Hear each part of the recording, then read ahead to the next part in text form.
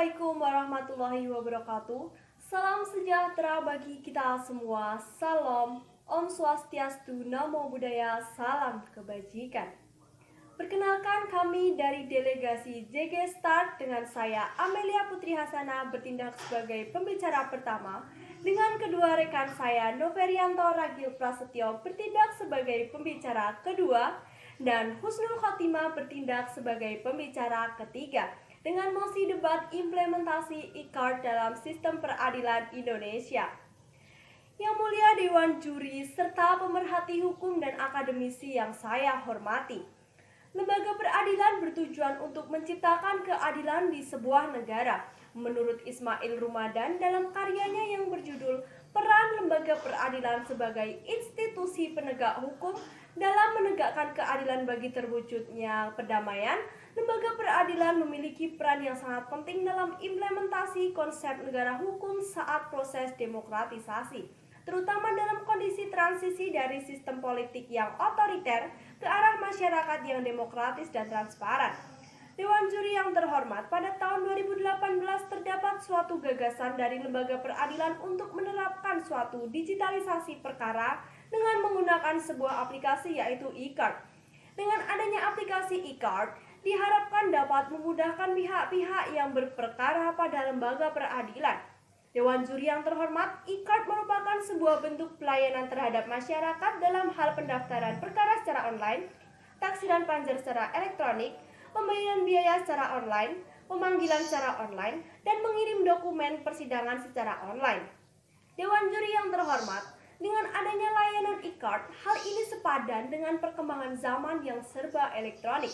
Dengan pelayanan yang baik, biaya ringan, serta proses yang tidak berbelit-belit, hal itulah yang menyebabkan mengapa sangat perlu diimplementasikan pada sistem peradilan Indonesia dengan baik.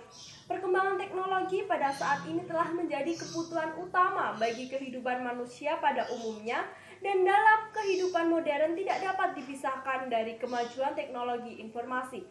Keterbukaan atau transparansi muncul sebagai sebuah paradigma tersendiri, atau dengan kata lain menjadi semangat zaman yang tak terbendung.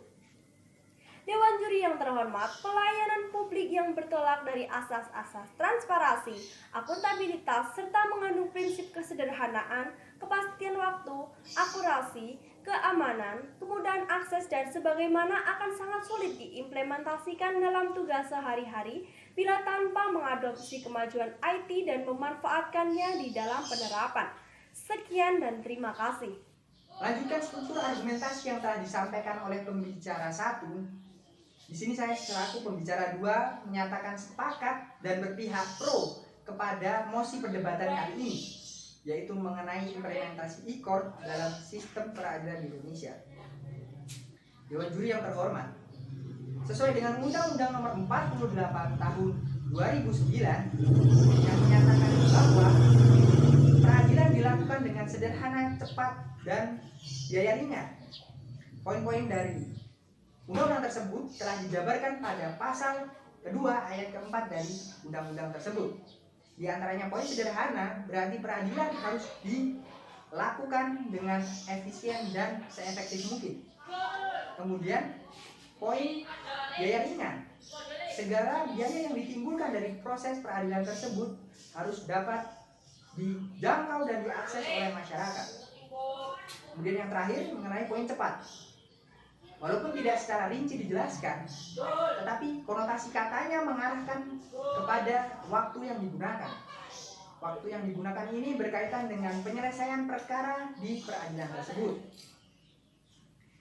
Menurut data statistik dari Pengadilan Negeri Surabaya, pada 10 tahun terakhir terjadi peningkatan jumlah kasus yang diperkarakan.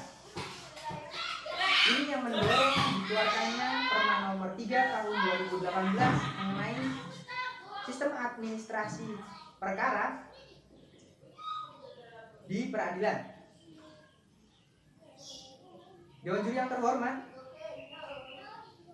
penerapan sistem administrasi perkara di peradilan ini sudah sesuai dengan asas-asas umum peradilan. Semisal asas peradilan terbuka untuk umum, di mana dokumen-dokumen yang digunakan pada perkara tersebut tidak hanya dapat diakses oleh pihak-pihak yang berperkara saja, tetapi masyarakat juga bisa mengakses dan mengontrolnya. Dewan juri yang terhormat, itu sudah menjadi tuntutan masyarakat di mana layanan peradilan semakin meningkat dari waktu ke waktu, dibarengi dengan semakin masifnya penggunaan sistem teknologi informasi. Untuk itu, aparatur peradilan harus bisa beradaptasi dan menyesuaikan terhadap perkembangan yang ada. Dalam melaksanakan pelayanan publik sesuai dengan pasal 1 angka 32 Undang-Undang Nomor 82 Tahun 2012 mengenai penyelenggaraan sistem dan transaksi elektronik merinci pada lembaga-lembaga negara seperti lembaga eksekutif, legislatif, dan yudikatif yang ada di pusat maupun di daerah. Sesuai dengan laporan Ombudsman tahun 2014 sampai 2016, ternyata terjadi banyak sekali aduan kepada lembaga peradilan. Bahkan lembaga peradilan merupakan lembaga yang paling banyak diadukan oleh masyarakat berkaitan dengan pelanggaran-pelanggaran yang ada di dalamnya. Seperti misalnya terjadi maladministrasi, kemudian juga ada terjadi ketidakkompetenan terhadap peradilan, dan masih banyak pelanggaran yang lainnya. Dewan juri yang terhormat, walaupun tidak dapat dipungkiri, penerapan sistem administrasi perkara secara elektronik ini tidak serta-merta dengan mudah diterapkan kepada masyarakat Indonesia, sehingga dikeluarkannya Perma nomor 1 tahun 2019 mengenai penyempurnaan dari Perma sebelumnya. Perma nomor 1 tahun 2019 ini juga sebagai jalan implementasi e-court di Indonesia dan dapat memangkas birokrasi sehingga tidak terdapat konotasi berbelit lagi di Indonesia. Itu tadi yang dapat saya sampaikan. Verbal Volans Scripta Manet. Kata-kata biasanya tidak berbekas dengan apa yang ditulis tetap ada.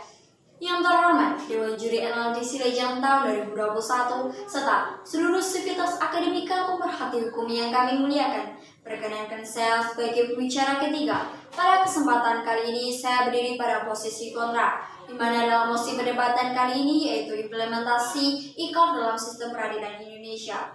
Dewan Juri yang terhormat, saya sebagai pembicara ketiga menolak mosi tersebut dengan berlandaskan beberapa argumentasi utama.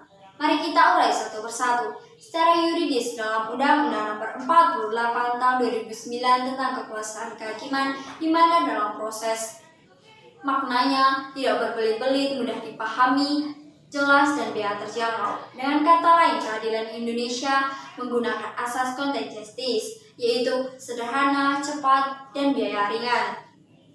Pun pada secara normatif dalam Perma nomor 3 tahun 2018 tentang administrasi perkara dan peradilan secara elektronik yang menggantikan Perma nomor 1 tahun 2019 tentang administrasi perkara dan peradilan secara elektronik menggunakan sistem e-court. E-court sendiri yaitu sebuah wadah khusus yang diberikan oleh peradilan Indonesia untuk memfasilitasi pengguna dalam mendaftarkan diri sampai dengan penyampaian salinan elektronik.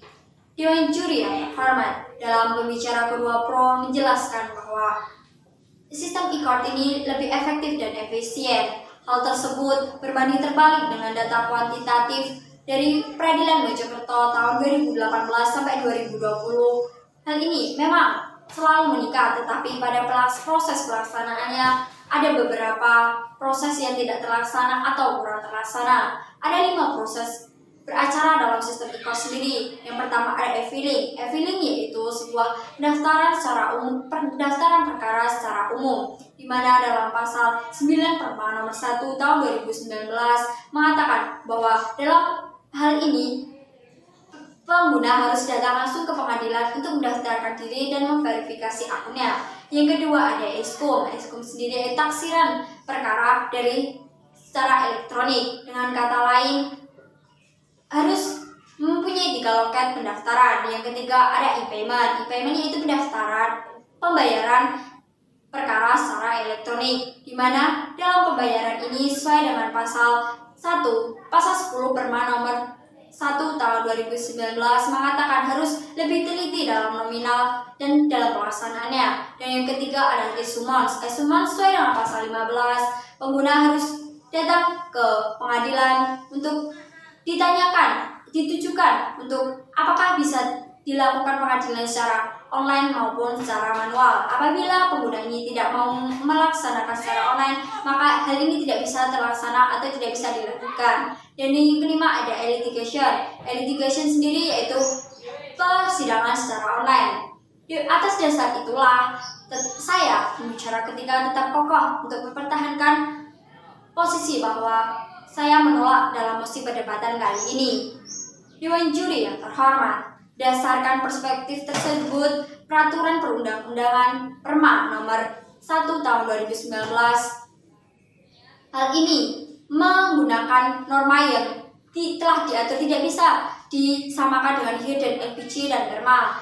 Hal tersebut didasari juga pada bagaimana dia menyatakan pada lex specialis derogat legi generalis, di mana ada 3 kondisi atau 3 perkara yang diterapkan dalam lex specialis derogat legi generalis. Selanjutnya, dalam sistem e-court dirancang untuk mewujudkan peradilan yang cepat, sederhana, dan biaya ringan. Dengan kata lain, hal ini belum bisa terlaksana dalam Indonesia atau di wilayah Indonesia. Pada praktik e-court ini telah berkembang dan dimodifikasi sebaik mungkin dan sering ditemukan masalah di masyarakat. Dengan kata lain, pada Guru Besar Fakultas Hukum Universitas Diponegoro, Beni Rianto mengatakan bahwa ketidakmerataan teknologi ini mengakibatkan ada peradilan gaya baru. Hal ini dikhawatirkan akan meneruskan menjadi peradilan gaya baru. Sekian, dengan demikian saya pembicara kota tetap kekeh dan lugas mantap menolak pada mosi perdebatan kali ini. Sekian dan terima kasih. Dewan juri yang kami hormati, berdasarkan pemaparan dari pihak pro bahwa adanya e-card ini juga sebagai sebuah solusi untuk memangkas birokrasi agar terciptanya layanan masyarakat yang lebih efektif dan efisien, e-card juga mempermudah penegak hukum untuk melaksanakan tugas dan wewenangnya. Kita juga harus memahami bahwa perkembangan teknologi itu harus mulai dan terus diterapkan dalam kehidupan sehari-hari supaya lebih menemukan hal baru dan kemudahan dalam menyelesaikan suatu perkara. Meskipun sistem ini masih perlu adaptasi dengan masyarakat, namun kami memiliki suatu solusi, yaitu sistem seperti ini harus terus dikembangkan dan diperbaiki supaya lebih mumpuni ke depannya.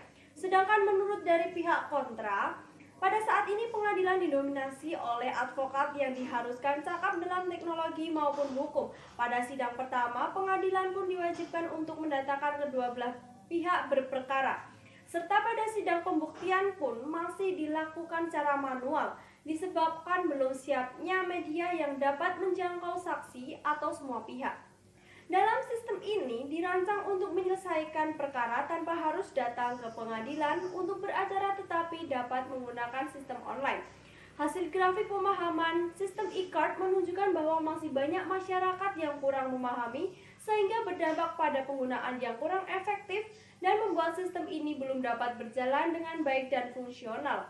Untuk itu pihak yang berwenang harus mencanangkan upaya untuk mempermudah sistem ini beradaptasi dengan peradilan Indonesia dan memiliki kekuasaan untuk menyebarluaskan terkait sistem baru pada masyarakat luas supaya terhindar dari kesalahpahaman dan keawaman terkait sistem online tersebut.